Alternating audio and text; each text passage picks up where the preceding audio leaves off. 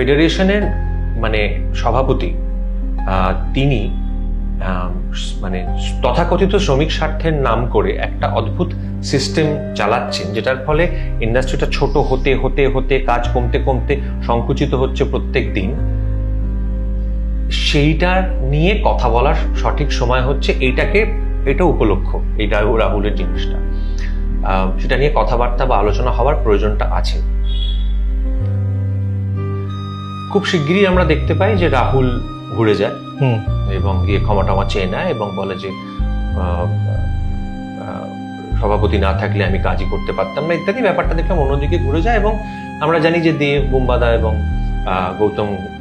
গৌতম দা ওরা প্রাক্তন মন্ত্রী অরূপ বিশ্বাস তারা প্রাক্তন মুখ্যমন্ত্রীর কাছে যান, দিদির কাছে যান এবং গিয়ে উনি বলেন যে একটা কমিটি তৈরি করা। এবার এই কমিটিটার কথা শুনে আমরা সত্যি আশ্বস্ত হই। এরপরেই যেটা হয়, এরপরে আরজিকর ঘটে যায়। মানে এই কমিটির কথা হলো আর তার বোধহয় দিন 5-6 মধ্যে আরজিকরের ঘটনাটা ঘটে। তো তাই নিয়ে একটা যথারীতি এটা প্রচন্ড হুলুস্থুলু তাণ্ডব এবং হওয়ারই কথা, মানে এরকম একটা ঘটনাতে সেটা হতে থাকে। তাতে আমাদেরও রাস্তায় দেখা যায়। আমরা দেখি কমিটিটার কিছু হচ্ছে না। আমরা বারবার লিখতে থাকি কিন্তু কোনো সদুত্তর পাওয়া যায় না এবং বুঝতে পারি যে এই গোটা জিনিসটাকে একটা রাজনৈতিক রং লাগিয়ে দেওয়া হয়েছে। যে বলা হয়েছে যে আমরা সিপিএম, আমরা বিজেপি বা হোয়াটএভার, যাকে যেটা বলা যায় আর কি বলা হয়েছে, বিরোধী আর কি বলা হয়েছে, এবং আমরা একটা বৃহত্তর স্বার্থে ফেডারেশন ভেঙে দিতে চাইছি ইত্যাদি হ্যাঁ এই কথাগুলো প্রাক্তন মুখ্যমন্ত্রীর কাছে, দিদির কাছে সম্ভবত পৌঁছানো হচ্ছে। বুঝতে পারি আমরা। এবার আমার কারোর সঙ্গে তখন যোগাযোগ নিও না, আমরা বলতেও পারছি না, আমাদের অপেক্ষা শুধু কমিটি হয় না। গৌতম দা বলেন কোনো নোটিফিকেশনই হয় না। এইভাবে চলতে থাকে গোটা জিনিসটা। এর মধ্যে কলকাতা চলচ্চিত্র উৎসব চলে আসে ডিসেম্বর মাসে 2024 এবং আমরা দেখি যে আমাদের সঙ্গে এতদিন যারা ছিলেন তারা আর নেই, কেউ, অধিকাংশই কেউ নেই। এবং তখন একের পর এক ভিডিও হচ্ছে না, ভিডিও তখনও হয়নি, তখনও ভিডিওর ওই তীব্রতাটা শুরু হয়নি তখন আর কি। তো তখন আমাদের মনে হয় যে তাহলে কি আমরা মানে একা পড়ে যাবো না তো? তখন আমরা অলরেডি এতটা ঢুকে গেছি এই পুরো বিষয়টার মধ্যে যে আমরা তখন আর ফিরে আসার উপায় নেই। আমরা আমাদের মতো করে লড়াইটা চালাতে থাকি এবং তারপর যেটা হয়, কৌশিক গঙ্গোপাধ্যায় প্রথম শুট করতে যান এবং শুট করতে গিয়ে জানুয়ারি মাসের এন্ডে উনি বাধার সম্মুখীন হন। কেননা ওনার প্রযোজককে ইমেল করে জানানো হয় যে আপনার পরিচালককে নিয়ে আমাদের অসুবিধে আছে।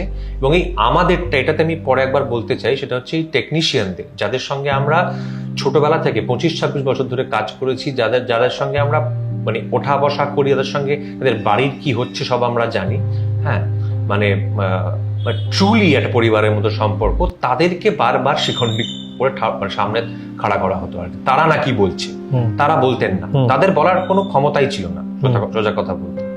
হ্যাঁ, এটা হচ্ছে মানে সভাপতি তাদের দিয়ে বলাতেন এবং বলা হলো যে কৌশিক গঙ্গোপাধ্যায়কে নিয়ে অসুবিধা আছে নাকি, তো তাকে মিটিংয়ে ডাকা হলো। তিনি গেলেন, তার তখন কাজ করার তাড়া ছিল। কিছুদিনের মধ্যেই দেখলাম তিনি একটা অ্যাপোলজি ভিডিও মতো করলেন, করে উনি বললেন আমরা আবার কাজ শুরু করছি ইত্যাদি। এবং এরপরে একে একে নিভিল দেউটি, ঠিক আছে, একটা করে উইকেট পড়তে থাকলো। যে যখন কাজ শুরু করতে যাচ্ছে, তারা যদি কোনো রকম ভাবে এই যে নিয়ম কানুন ইত্যাদিতে যেভাবে জিনিসটাকে বাধা হয়েছিল, যে অদ্ভুত এগ্রিমেন্ট ইত্যাদি ভাবে গোটা জিনিসটাকে সাজানো হয়েছিল, সেইগুলোর যে যখন কোনোভাবে সমালোচনা করছে, তারা যখন কাজ করতে আছে তাদের বলা হচ্ছে না, ফেডারেশনের আওতাভুক্ত যে কোনো গিল্ডের কোনো মেম্বার তাদের সঙ্গে কাজ করবে না। তো তাদের বলা হচ্ছে, সবাই আস্তে আস্তে ভিডিও করতে আরম্ভ করলো। যে এক্সিস্টিং ডিরেক্টর গিল্ডটা প্রায় ভেঙে দেওয়া হলো এবং পুরনো একটি ডিরেক্টর গিল্ড আবার নতুন করে চালু করা হলো।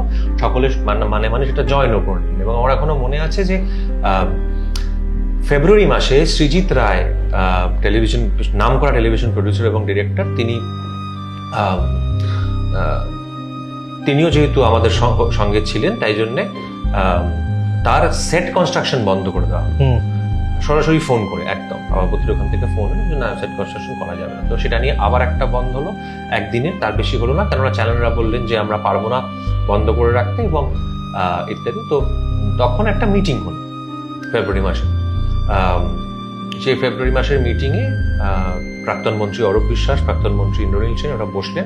সেই মিটিংতে আমি ছিলাম তারা বসে বললেন যে আপনারা সিদ্ধান্ত নিন যে আপনারা কি করবেন, আপনারা কোর্টে যাবেন না আপনারা আমাদের সঙ্গে বসে মেটাবেন জিনিসটা। তখন আমাদের তরফে বলা হলো, আমি ছিলাম না, আবার বাকিরা বললেন যে না, আমরা বসে মেটাতে চাই। আমাদের একটাই বক্তব্য, বারবার বলা হচ্ছে আমরা ফেডারেশন ভেঙে দিতে চাইছি, বারবার বলা হচ্ছে আমরা টেকনিশিয়ান বিরোধী, আমরা ঠিক উল্টো। আমরা বলছি সারা ভারতবর্ষে যে নিয়মে কাজ হয় তাতে সমস্ত ইন্ডাস্ট্রিতে কাজের ভলিউম প্রত্যেকদিন বাড়ছে, আমাদের এখানে কমছে। তার কারণ একটা চোকটাপ সিচুয়েশন তৈরি করা হয়েছে। হ্যাঁ, সেই চোকটাপ সিচুয়েশন কিভাবে তা সেটা আমি মানে অনেকবার বলেছি, আবারও বলতে পারি চাইলে, অসুবিধা নেই কোনো। হ্যাঁ, এবং সেটা হয়তো এটা তার পরিসর নয়, সেখানে যাচ্ছি না, অনেক দীর্ঘায়িত হয়ে যাবে সাক্ষাৎ। তো যাই হোক, তো সেখানে বলা হলো যে আমরা বসেই কথা বলতে চাই। ঠিক আছে, 15 দিন পরে বসার কথা হলো। 15 দিন পরে কোনো উচ্চবাচ্য নেই কারোর, বারবার তাদেরকে ইমেল করা হচ্ছে মাননীয় মন্ত্রীদের, কেউ শুনছে না। ফাইনালি মার্চ মাসের সম্ভবত 12 বা 13 তারিখ আমাদেরকে ডাকা হলো রাধা স্টুডিওতে একটি মিটিং এর জন্য। প্রাক্তন মন্ত্রী ইন্দ্রনীল সেন, প্রাক্তন মন্ত্রী অরূপ বিশ্বাস, এবং আমরা গেলাম। আমি নাম করেই বলছি, আমি গেছিলাম, কবিতা গেছিলেন, ইন্দ্রনীল রায়চৌধুরী গেছিলেন, সুব্রত সেন গেছিলেন, সুদেষ্ণা রায় গেছিলেন, আর বিশ্ব বলে একটি আমাদের একজন ছিল।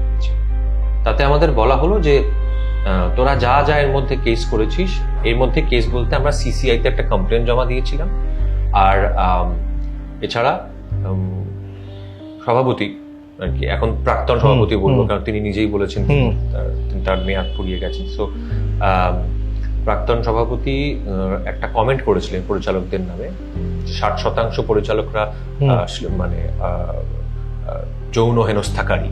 হ্যাঁ, সেটার বিরুদ্ধে আমরা একটা মানহানির মামলা করেছিলাম। তো আমাদের বলা হলো ওটা নাকি উনি করেননি, ওটা নাকি মিস কোড, তাই আমাদের মামলাটা তুলে নিতে হবে। আমরা বললাম এক কথায় তুলে নেবো, কোনো অসুবিধা নেই, আমরা তো একসঙ্গেই কাজ করি, কোনো অসুবিধা নেই। শুধু আমাদের বক্তব্য হচ্ছে ওরা একটু আমাদের সঙ্গে বসুক। ওরা বলতে কি না, সভাপতি এবং তার যে সঙ্গের, তার যে ক্লাউডটা, তার যে সঙ্গের মানে তার সবকটা গিল্ডের, অধিকাংশ গিল্ডের সেক্রেটারিরা, তারা তাদের যে তার আশপাশের লোকজনরা, তারা একটু বসুন, আমাদের কথাগুলো শুনুন। ঠিক আছে, আমরা তোদের এক্ষুনি জানাচ্ছি যে কবে বসবে।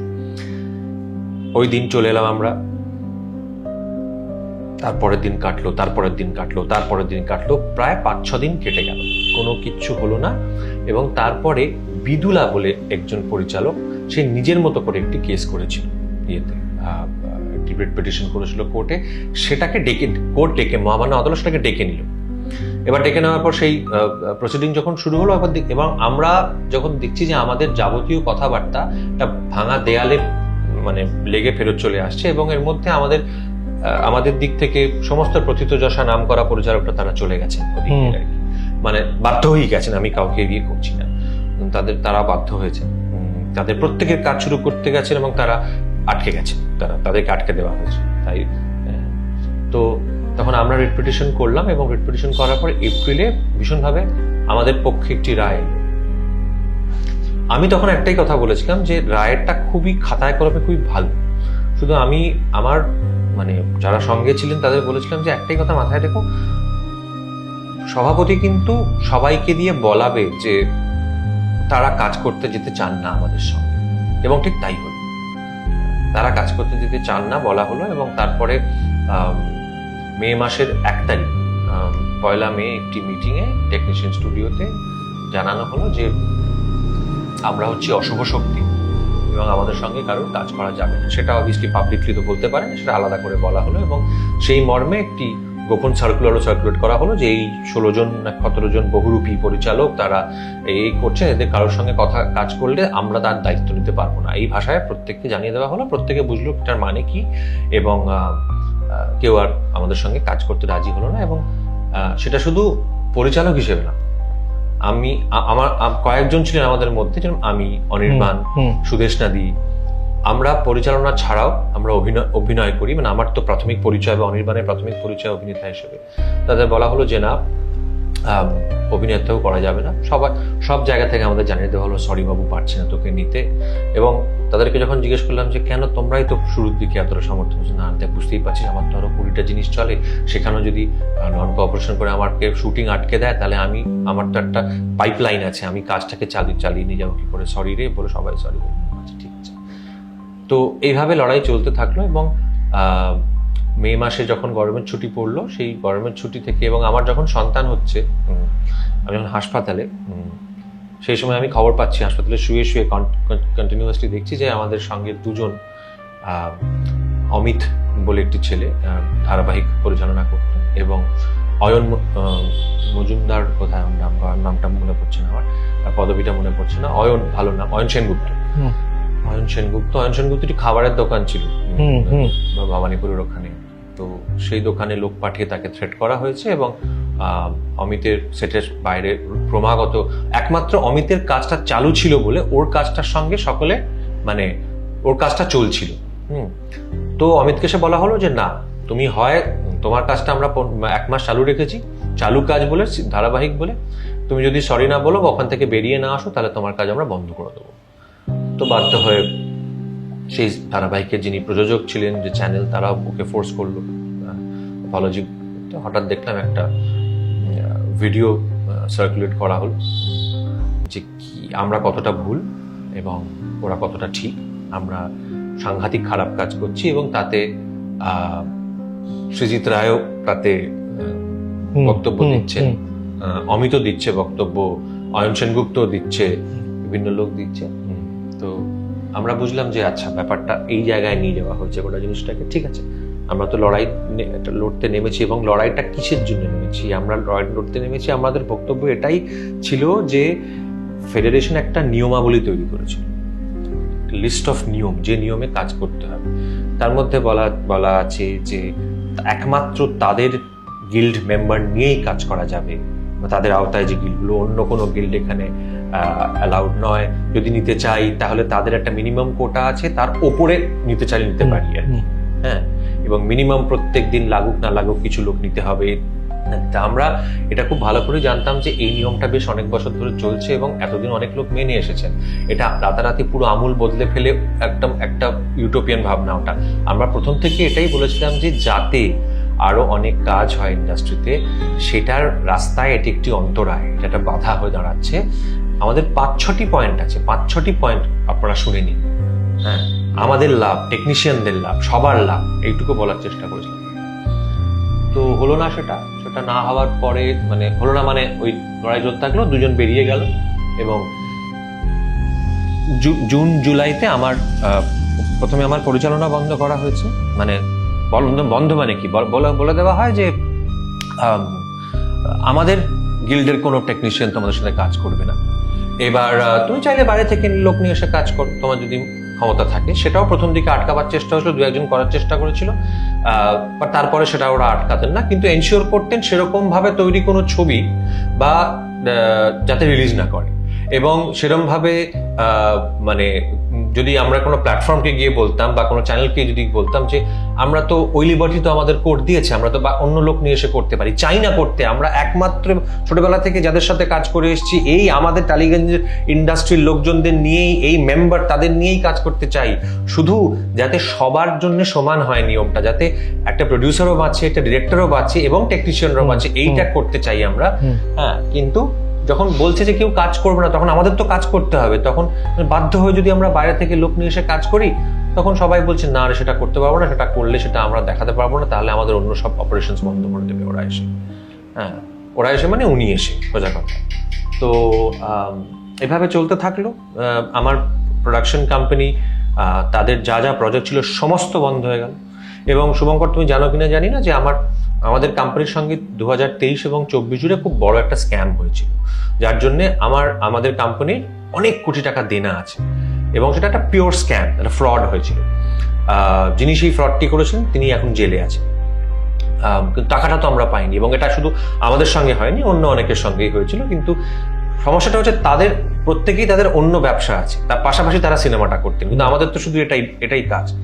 তো সেই ঋণের বোঝাতে এমনিতেই আমরা জর্জরিত ছিলাম, আমার কোম্পানি। তার মধ্যেই যে কমপ্লিটলি সমস্ত যাকে বলে ভিটেমাটি চাটি করে দেওয়া হলো আর কি।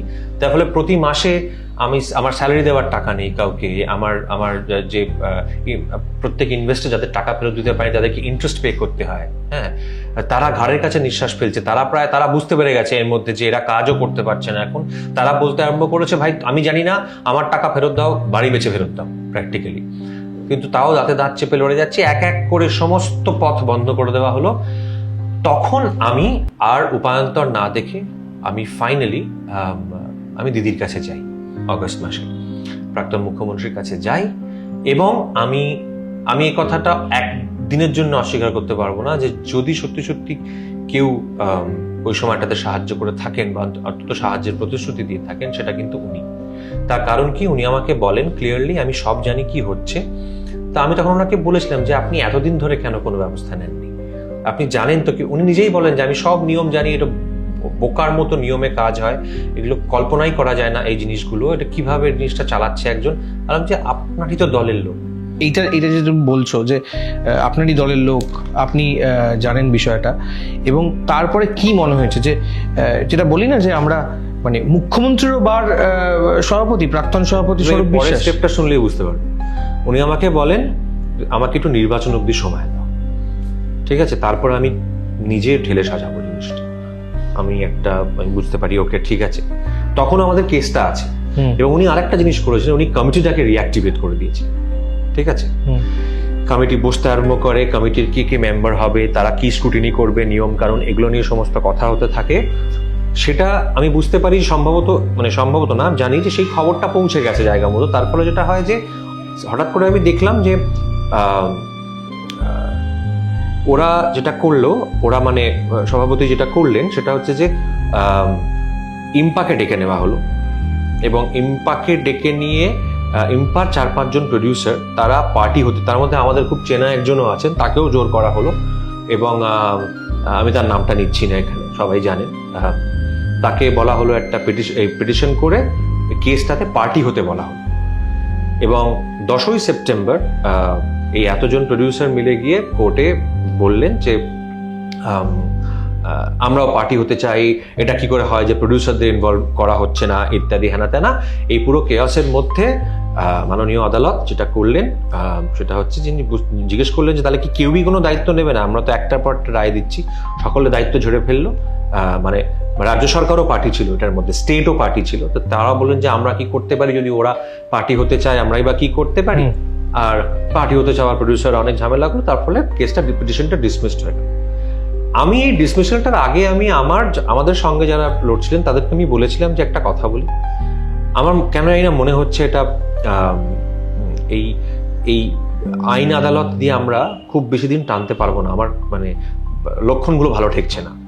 তো তার থেকে ভালো, যেহেতু আমি দিদির কাছে গেছি, দিদির সঙ্গে কথা বলেছি, আমি ওনাকে রিকোয়েস্ট করি উনি স্বরূপবাবুকে ডাকুন, ডেকে সামনাসামনি আমরা বসে একটা আপাতত একটা রফা করি। হ্যাঁ, ঠিক আছে ভাই, আমরা যে কথাগুলো বলছি শোনা হলো, সেগুলো বিবেচনা করা হবে, বা 1-2 পয়েন্ট যদি ওরা শুনে একটা আপাতত আমরা কাজে ফিরি, কারণ আমি কিন্তু আর পারছি না, মানে আমি ধরে রাখতে পারছি না। হ্যাঁ, কমপ্লিট। এবং সত্যি কথা বলছি, এটা বলতে আমার কোনো দ্বিধা নেই, যারা আমরা লড়ছিলাম তার মধ্যে সব থেকে বেশি স্টেক আমার ছিল, সব থেকে বেশি দায়িত্ব আমার ঘরে ছিল। আমার নিজের সংসার ছিল, আমার কোম্পানির ছিল, আমার কোম্পানির যারা স্টাফ তাদের সংসার আমার কাঁধে, আমার কোম্পানির ঋণের যে ঋণ হয়ে আছে যে ফ্রডটার ফলে সেটার বোঝা আমার কাঁধে। হ্যাঁ, আমার ইনভেস্টরদের টাকার আমি ওটা পারি না করতে, আমরা ওরকম লোক নই যে ভুলে যাবো যে কে ইনভেস্টর নিকুচি করেছে, আমি তো director of private limited company, আমি বলে দেবো যে আমি ব্যাংকরাপ্ট। হ্যাঁ, ওটা শিখিনি। এবং যাদের কাছ থেকে আমরা টাকা নিয়ে ছবিগুলো করেছিলাম, সেই যেটা পরে আর আমাদের পার্টনার বিক্রি করেননি, বা বিক্রি করে টাকা নিয়ে আমাদের আর দেননি, সেই লোকগুলি, তাদের মধ্যে অনেকে আমাদের খুব ঘনিষ্ঠ পরিচিত, তাদেরকে আমি বলবো টাকা ফেরত দিতে পারবো না সেটা বলতে, আমাকে তো তাদের প্রতি দায়বদ্ধ থাকতে হবে। তো আমি অনেকদিনই বলছিলাম যে আমার কিন্তু ব্যান্ডউইথটা ফুরিয়ে আসছে, আমি কিন্তু পারবো না আর টানতে বেশি দিন এই পিটিশন, এবং সেই জন্যই বলেছিলাম যে আপাতত আমরা মেটাই জিনিসটাকে। তখন আমার সহযোদ্ধারা বলেছিলেন যে না আমরা তো এতটা দূর চলে এসেছি, আরেকটু দূর গেলেই আমাদের জয় দেখতে পাচ্ছি আমরা, ইত্যাদি। কিন্তু যাই হোক, তো সেটা আমি একটু প্র্যাগম্যাটিক জায়গা থেকে কথাটা বলেছিলাম, তো সেটা আমার কথাটা তারা শোনেননি, এবং পিটিশনটা ডিসমিসড হয়ে যাওয়ার পর আমাদের হাতে আর কোনো অস্ত্রই রইল। তখন আমি আবার দিদিকে বললাম যে দিদি, আমার তো পিটিশনটাও ডিসমিস করে দেওয়া হলো, এবার আমি কি করবো, এবার তো সম্পূর্ণভাবে। উনি তখন বললেন যে না, তুমি কথা বলো, আমার বলা আছে, বলে দিয়েছি। তো তারপর এসের থেকে আমি কথা বলার চেষ্টা শুরু করলাম, এবং তখন আমাকে ইন্ডাস্ট্রি সিনিয়ররা সকলে বললেন যে দুটো কথা, সেটেলমেন্টটা করে নে, আর একটা কথা হচ্ছে ডিরেক্টলি সেটেল কর। হ্যাঁ, কারোর ভাই হয়ে যেত, কারোর ভাইয়ের থেকে বড় কথা মানে দিদির কাছে, দিদির সঙ্গে তোর কথা হয়েছে মানে এরকম ভাবিস না যে ব্যাপারটা অটোমেটিকলি রিজলভ হয়ে গেছে। কেননা এই ক্ষেত্রটাতে উনি আবার মাঝে মধ্যে মানে হ্যাঁ, তো আমি তখন সরাসরি ফোন করলাম একদিন। ইনফ্যাক্ট প্রাক্তন মন্ত্রী অরূপ বাবু উনিও সাহায্য করতে আমাকে পারেননি, উনি ক্লিয়ারলি আমাকে বলে দিলেন যে তুই সরাসরি কথা বল। আমি সরাসরি কথা বলার জন্য ফোন করলাম এবং তারপর 2 মাস ধরে ওইটা চলেছে এবং আমাকে দিদি জিজ্ঞেস করেছিলেন কি হচ্ছে, আমি বলেছিলাম যে চলছে, আপনাকে আমি জানাবো কি হচ্ছে। একটাই জিনিস হয়েছিল, আমি এটুকু বলতে পারি শুভঙ্কর, যে যেহেতু প্রাক্তন মুখ্যমন্ত্রীর সঙ্গে আমি ওই সময় ঘনিষ্ঠতাটা বাড়িয়েছিলাম এবং যেহেতু ওনার সঙ্গে আমার যোগাযোগ ছিল সেটা সভাপতি জানতেন, সেই কারণে আর কি মানে হয়তো আমি মোটামুটি একটা নরম ভাষায় ভিডিওটা করে আমি পার পেতে পেরেছিলাম আর কি। না হলে আরো অনেক অনেক অনেক এই ভিডিওর বক্তব্যটা কার লেখা আসছি। এবং আমাকে বলা হয়েছিল যে ফেডারেশনের যা এই লিগ্যাল কেসটা লড়তে যা টাকা খরচ হয়েছে সেটা পুরো আমায় দিতে হবে বলা হয়েছিল। তো আমি জিজ্ঞেস করেছিলাম যে আচ্ছা যদি আমরা জিততাম কেসটা, আমরা কি চাইতাম ফেডারেশনের কাছ থেকে টাকাটা? এটা তো একটা ন্যায়, এটা তো একটা ন্যায়ের জন্য লড়াই। হ্যাঁ ঠিক আছে, তোমরা যেভাবেই হোক তোমরা হয়তো আমাদের কেসটাকে ডিসমিস করিয়ে দিয়েছো, না আমি তো পারবো না টাকা দিতে, আমাকে টাকা নেই, আমার কাছে ওই টাকাটা দেওয়ার টাকা নেই। তবে তখন প্রচন্ডভাবে জোর করা হয় আমাকে যে দিতে হবেই টাকাটা। আমি দিতে পারিনি, তখন আমাকে প্রমিস করে একটা চিঠি লিখতে হয় যে আমি চেষ্টা করব দিতে আস্তে আস্তে। সেটা লিখতে হয়েছিল আমাকে। এবং তারপরে এই ক্রমাগত স্বরূপবাবুর সঙ্গে লিয়াজও করে আমাকে বারবারই সিনিয়ররা, আমি যখন এত অপমানিত লাগতো আমি মাঝে মাঝে বলতাম যে আমি দিদিকে বলছি, মানে এটা কি হচ্ছে বলতাম, তখন আমার ইন্ডাস্ট্রি সিনিয়ররা এবং একজন মানুষ আমাকে, দিদি ছাড়া যদি আরেকজন কেউ হেল্প করে থাকেন সেটা তার নামও আমি করবো না, তিনি একজন ইন্ডাস্ট্রি প্রডিউসার, তিনি আমায় খুব সাহায্য করেছেন এই সময়টাতে। তিনি বলেন যে করিস না, ওটা করলে আরো দেরি হবে, ওটা আরো সময় নেবে। এবং এই সময় আমাকে বলা হয় যে খুব মুশকিল তোমার সেটেলমেন্ট হওয়া, কেননা সমস্ত টেকনিশিয়ান তোমার ওপর ভীষণ রেগে আছে, কেউ তোমার সাথে কাজ করতে চাইছে না। আমি তখন বলেছিলাম যে তাই, যে টেকনিশিয়ানদের নিয়ে ছাড়া কোনোদিন কাজ করিনি আজ অব্দি, যে টেকনিশিয়ানদের 25 বছর ধরে চিনি একজন, আমাকে একবার তাদের সামনে দাঁড় করাও, আমার একটু কথা বলতে দাও একবার তাদের সঙ্গে, ঠিক আছে? আমি তাদের সাথে ডিরেক্টলি কথা বলি, তাদের যা অভিযোগ আছে আমি শুনে নেবো, দেখি তারা কি বুঝে আছেন, তারা কি বুঝেছেন, সত্যিটা তারা বুঝেছেন কিনা। সেটা জীবনেও করতে দেওয়া হয়নি আমার। স্বরূপ বিশ্বাসকে ভয় পেতে তুমি? মানে আমরা মানে ভয় বলতে মানে আমাকে যখন ফাইনালি যখন সেটেলমেন্টটা করতে হয় সেটাতে আমি তো শর্ট করে ভয় কাউকে পাই না, কিন্তু ধরো মানে নিজের পেশা নিজের জীবিকার তাগিদে খুব অপমানিত লাগতো প্রচন্ড, যে এতগুলো বছর একটা ইন্ডাস্ট্রিতে কাজ করে। এবং এটা আমি একা নই, আমি একা, হয়তো আরো অনেকে বলবেন না এতটা স্পষ্টভাবে, আমি এতটা স্পষ্ট করে বলছি কেননা সব থেকে বেশি লড়াইটা আমি লড়েছি, তাই সব থেকে বেশি অপমানটাও আমার হয়েছে। অনেকে এত লড়াইটা লড়েনি, অনেক আগেই তারা দেখেছেন যে না বাবা এদের সঙ্গে ভিড়ে লাভ নেই, তাই মোটামুটি একটা সমঝোতা করে নি। হ্যাঁ, তাই তাদের হয়তো অপমানটাও কম হয়েছে। আমি লড়াইটাও বেশি লড়েছি, তাই আমার অপমানটাও বেশি হয়েছে। সেই জন্যই আমি এত কথা বলছি, বাকিরা এত কথা বলছেন না। কিন্তু এই অপমানটা আজকে প্রত্যেকের আছে।